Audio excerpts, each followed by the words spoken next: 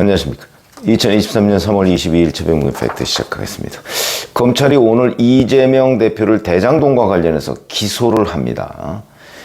우일의 대장동 개발 특혜 의혹, 그 다음에 성남FC 후원금 의혹과 관련해서 기소를 하는 거죠. 불구속 기소입니다. 구속영장을 청구를 했는데 지난 2월 27일에 국회에서 체포동의안이 부결되니까 구속영장이 자동으로 기각이 됐고, 원래 구속을 만약 했다면 한 열흘 해서 20일 뒤인 요즘에 오늘쯤에 기소를 했을 텐데, 구속 기소를 했을 텐데 그게 안 되니까 구속영장 기각돼서 이제 조금 보강 수사를 해서 오늘 기소를 한다고 합니다. 다만 불구속이죠. 앞으로도 아마 만약에 체포동의안이 국회에서 부결이 되면 이렇게 지금과 같은 수순을 밟을 수밖에 없고, 그렇지 않고 만약에 체포동의안이 가결이 되면 그걸로 곧바로 구속되는 건 아닙니다. 구속영장 실질심사를 통해서 재판부가 구속 여부를 결정하게 되죠.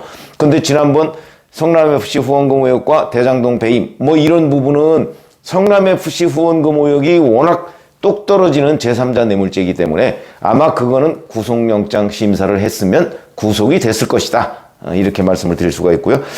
대장동 배임 문제는 재작년 9월 말에 수사를 시작했습니다. 그래서 1년 6개월 만에 지금 일단락이 되는 거죠. 아직도 완전히 끝나지는 않았습니다. 일단락. 왜 일단락이라고 하느냐? 그거는 428억 뇌물 약정 뭐 이런 부분에 관해서 이재명 대표를 아직 기소를 못했기 때문입니다. 자, 1년 6개월이라고는 하지만 문재인 정부에서 8개월 정도, 이때는 대장동 일당만 조사하고 이재명, 정진상 이쪽은 쏙 빼놓고 했던 사실상의 조사도 아니죠. 무늬만 수사였다, 이렇게 말씀을 드릴 수가 있고, 실질적으로는 윤석열 정부 들어서면서 한 9개월 내지 10개월. 왜 9개월 내지 10개월이라고 하냐면 윤석열 정부 5월 10일 출범하고 나서 검찰을 인사를 못했습니다. 곧바로. 그렇기 때문에 검찰 인사를 한 이후부터 따지면 대략 한 8개월 내지 9개월 정도 수사를 한 셈이다.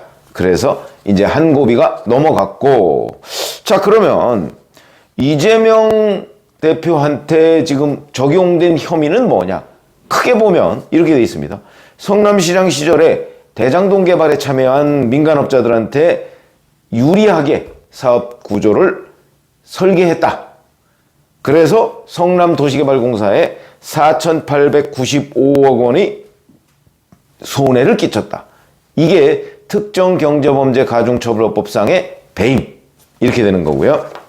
그 다음에 또 하나는 측근을 통해서 대장동, 우일의 신도시개발과 관련한 성남시나 성남도시개발공사 내부의 정보를 흘려서 민간업자들이 7,886억 원, 이건 대장동이고, 그 다음에 우일회와 관련해서는 211억 원의 이익을 챙기게 해준 혐의, 이건 이해충돌방지법, 부패방지법 위반 뭐 이런 등의 혐의입니다.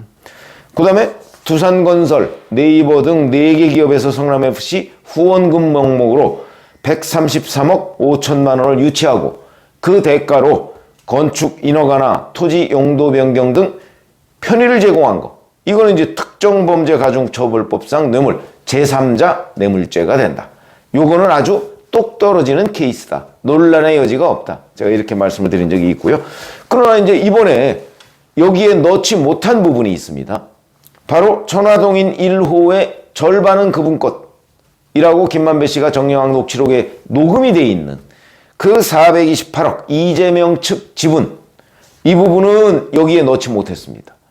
이거는 정진상까지는 넣었는데 이재명 대표는 그거를 보고받고 승인했다는 유동규 전 본부장의 얘기가 있었지만 아직 이 부분에 관해서 명확하지 않거나 아니면 하나쯤은 그냥 남겨둔 것이 아닌가. 그래서 조금 더 보강 수사를 해서, 왜? 이 보강 수사의 핵심은 김만배 씨의 입에 달려 있거든요.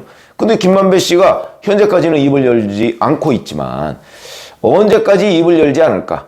김만배 씨의 숨겨놓은 재산을 검찰이 다 찾으면 이제 김만배 씨는 뭐 이제 감옥 살고 나와도 뭐 빈털터리가 될 테니까 이렇게 되면 차라리 형량을 좀 낮추자. 이렇게 판단을 할 가능성이 있다. 그 1차적인 고비가 아마도 그러니까 숨겨놓은 재산이 검찰에 다 털렸을 때 그때나 또는 1심에서 지금 김만배 씨는 본인의 배임 혐의가 그 무죄일 것이라고 확신을 한다고 하거든요.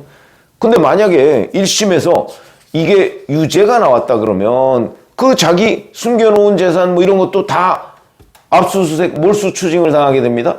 그렇게 되면 뭐 아무 재산이 안 남는 거죠. 그때가 또 한 번 고비가 될 수 있다는 거죠. 그런데 대장동 재판, 그러니까 그 김만배 씨가 연관된 대장동 재판, 이거 지금 뭐 막바지를 향해서 가고 있습니다. 그러니까 앞으로 아마 한두 달 내에 끝날 가능성이 높습니다. 4월쯤에 끝날 가능성이 높습니다. 그러면 뭐 4월이나 5월쯤에 선고가 나오겠죠. 이렇게 되면 김만배 씨가 이 428억 부분에 관해서 털어놓을지 안 놓을지 한 차례 고비를 맞게 될 것이다. 고민을 하게 되겠죠, 본인으로서는. 그 다음에 또 검찰이 남은 재산, 지난번 뭐 그 3월에도 한 50억 원 정도를 추가로 찾았다고 하는데 더 찾아서 완전히 김만배 씨 생각에 나는 이제 이렇게 되면 다 재산이 하나도 없는데 뭐 이렇게 생각하게 되는 시점, 이때가 또 한 번 김만배 씨가 고민하는 시점이 될 것이다. 이런 것들이 아직 남아있기 때문에, 그리고 임박해 있지 않습니까? 그러다 보니까 이재명 대표의 428억 승인, 이 부분은 좀 검찰이 아직도 남겨놓은 히든카드 뭐 이런 정도가 되지 않을까. 그러니까 추가로 좀 조사를 해서 만약에 김만배 씨로부터 또는 아니면 다른 증거, 뭐 다른 증거는 있을 것 같지는 않은데 그런 게 나왔을 때는 결정타를 또 꺼내들 수가 있는 거죠. 그래서 일단 히든카드로 남겨놨다 이렇게 보시면 되고요. 자, 그 다음에 김용 전 부원장이 받았다는 8억 4,700의 경선자금, 이 부분도 이재명 대표와의 관련성은 일단 여기서 뺐습니다.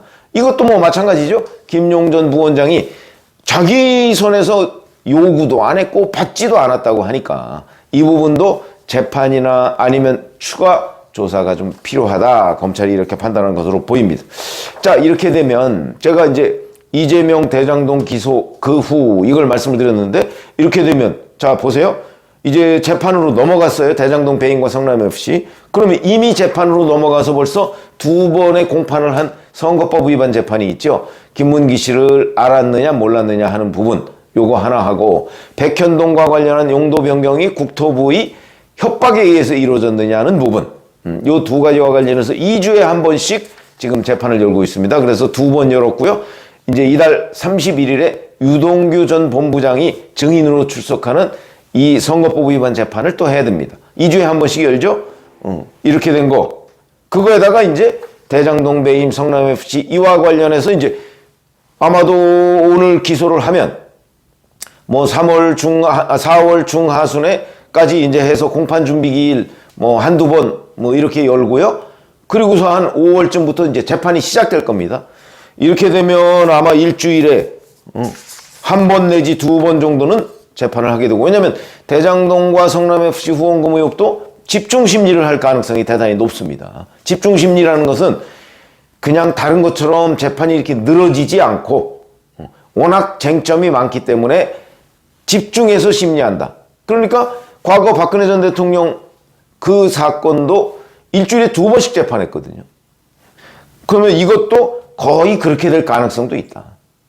그러면은 이제 이재명 대표는 서초동에 있는 시간이 더 많아지는 거죠. 여의도에 있는 시간보다. 뭐 거의 이런 상황이 될 가능성이 있다. 이렇게 보고, 그렇게 되면 이제 대표직 사퇴, 뭐 직무정지, 이런 당내 비명계들의 요구가 더 가열될 것입니다. 왜? 여의도에서 대표로서의 직무를 거의 할 수가 없는 상황입니다. 재판 준비해야죠. 그 다음에 그 중간중간에 또 뭐, 자기 이제 뭐 체포동의안, 2차 체포동의안 올 가능성이 높으니까 그거 다독거려야죠. 당무 봐야죠. 이거는 몸 하나 가지고서는 도저히 할 수 없는 문제입니다. 이렇기 때문에 아마 이제 대표직을 내려놓으라는 압박이 훨씬 더 강해질 것이다. 물론 이재명 대표는 내려놓을 가능성 저는 없다고 봅니다.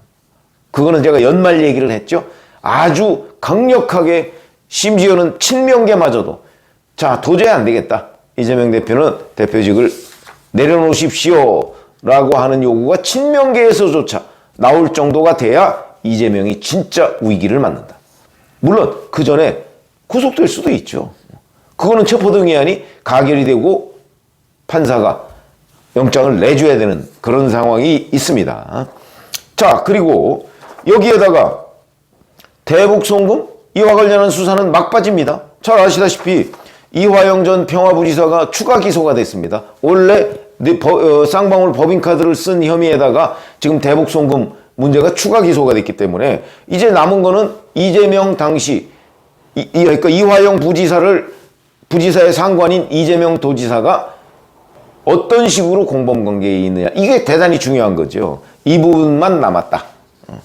그게 만약에 조금 더 확인이 되면 이재명도 공범. 더군다나 어제 이화영 추가 기소 때 800만 달러 혐의입니다. 그 중에 300만 달러는 이재명 경기도지사의 방북 비용으로 쌍방울 그룹이 줬다, 이렇게 돼 있기 때문에 그거는 이게 제3자 뇌물죄가 될 가능성도 있습니다. 그러니까 이재명을 위해서 쌍방울 그룹이 300만 달러를 북한에 주었다. 제3자 뇌물죄가 될 가능성이 대단히 높죠. 그것도 지금 히든카드로 남아있다, 이런 거고.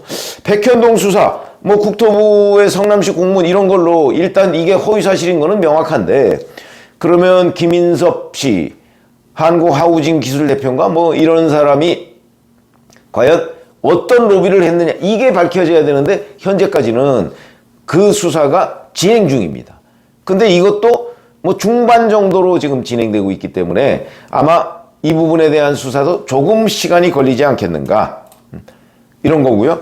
그 다음에 정자동 의혹, 그 판교 힐튼 호텔, 여기에 관련해서는 이제 뭐 수사 초기입니다, 이거는. 그러니까 대북송금이나 백현동, 대북송금은 대략 한 5월, 6월 정도면 끝날 것 같고, 백현동은 그거보다 시간이 조금 더 걸리는 한 6월, 7월쯤 될 것 같고, 정자동은 그거보다 시간이 더 걸리는 이런 사태가 되니까, 자, 앞으로 하나 산을 이제 이 겨우 뭐 선거법 이렇게 되고 오늘 대장동 배임 성남FC인데 앞으로 넘어야 할 산이 한 3개 정도가 큰 것만 봐도 이렇게 더 있다. 이렇게 말씀을 드릴 수가 있고요. 이거는 수사고 그 수사도 끝나고서 2차 체포동의안이 국회로 올 겁니다. 오게 되면 그때 이제 한 차례 구속 고비가 있는 거죠. 지금 그때에 대비해서 이재명 대표는 자, 뭐 자기가 10월쯤에 또는 연말에 뭐 질서 있는 퇴진론 이런 거를 아마 친명계를 통해서 저 일반 그 비명계들이나 이런 사람들을 설득용으로 지금 하고 있는 것으로 보이는데 명확하게 자기 입으로는 얘기를 하지 않고 있습니다. 비명계가 거기에 속아 넘어갈 리가 없죠. 그러나 비명계도 숫자가 적기 때문에 이재명 대표의 주류 친명계에 지금 대항하는 것이 쉽지는 않다. 그런 점에서 이제 힘을 비축하고 아마 지금부터 10월, 12월 정도까지는 친명계와 비명계가 이재명 대표직 거취 문제 이걸 놓고 치열하게 맞붙는 그냥 지지부진한 상황이 계속될 가능성이 있고요. 그리고 이제 연말쯤에 가면 그리고 이제 중간에 한 6월이나 뭐 이 전후 해서 2차 체포동의안 이게 이제 과연 가결이 될 것이냐. 가결이 되려면 국회에서 그 제적 과반수니까 150표가 나와야 되는 거죠. 150표가 나올 수 있을까? 그건 좀 의문입니다. 그 전에 국민의힘 하영재 의원의 체포동의안이 지금 그 국회에 곧 들어옵니다. 들어왔을 때 이게 이제 빠르면 24일 내일 모레 본회의에 보고가 된다는데 그러면 뭐 이달 내로 처리가 될 텐데 민주당이 딜레마죠. 이거 가결을 시키고 이재명 거 부결을 또 시킨다? 그러면 이제 모든 내로남불이네? 뭐 이런 얘기가 될 것이고 그렇다고 해서 이거를 또 부결시킨다? 그러면 국회의원 불체포 특권에 대한 내려놓으라 이게 국민적인 요구인데 이 부분에 대해서 민주당이 다 뒤집어 써야 되는 그 책임을 국회의원 불체포 특권이 필요하다 뭐 이렇게 생각하는 국민들 많지 않습니다. 그 책임을 다 뒤집어 써야 되는 가결이 돼도 부당, 부결이 돼도 부당 이런 상황을 맞이하고 있다. 그러니까 그런 거에 이어서 이제 하영재 의원 체포동의안 아마 이거는 가결될 가능성이 대단히 높습니다. 국민의힘은 다 찬성할 테니까. 이렇게 되면 2차 체포동의안으로 오늘 한 6월쯤으로 예상되는 이재명 2차 체포동의안은 어떻게 할 것인가? 지금 이번에도 그 찬성이 한 표 많았죠? 그런데 150표가 안 되는 바람에 부결된 겁니다. 다음번에는 뭐 대북송금이나 백현동 이런 문제에 관해서 보다 더 뚜렷한 혐의가 드러날 가능성이 높기 때문에 그렇게 된다면 가결 가능성도 있지 않나. 그렇게 되면 이제 이재명 대표가 그렸던 그 올 연말까지의 뭐 질서 있는 퇴진론, 뭐 비명계 설득 이런 거는 거의 다 물 건너간다고 봐야죠. 뭐 옥중 공천 얘기도 나옵니다만은 현실적으로 어려울 겁니다. 그런 차원에서 보면 자, 이재명 대표 오늘 대장동 기소 이후 그 이후의 상황은 뭐 솔직히 말하면 안개 속이라 아무도 예측할 수가 없지만 저희가 기자 경험이나 이런 것들을 토대로 해서 예측을 해보면 야 정말 산 넘어 산이다 이렇게 말씀을 드릴 수가 있겠습니다. 과연 돌파가 가능할 것인가? 글쎄요, 확신할 수 없죠. 그러나 구속이 되면 돌파 못할 것이다. 그게 그 자체가 뭐 돌파 못하는 것이니까. 그래서 그 부분은 좀 국회의원들의 동향, 그 다음에 검찰의 수사 진행 상황 이런 것들을 좀 지켜보고 판단해야 된다. 이게 가장 정확한 그 예측일 겁니다. 고맙습니다.